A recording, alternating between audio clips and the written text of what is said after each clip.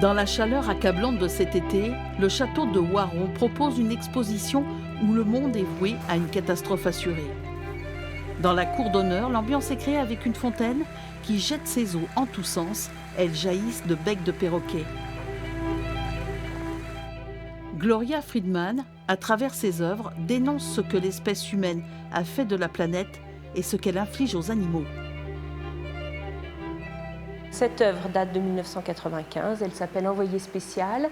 Elle est constituée d'un animal naturalisé, un cerf en position de brame, mais ce cerf, on ne l'entendra plus, c'est trop tard, parce qu'on peut découvrir à ses pieds un ensemble de journaux, des quotidiens, des publicités, et en fait ces journaux sont peut-être issus de la forêt et de l'univers dans lequel était ce cerf.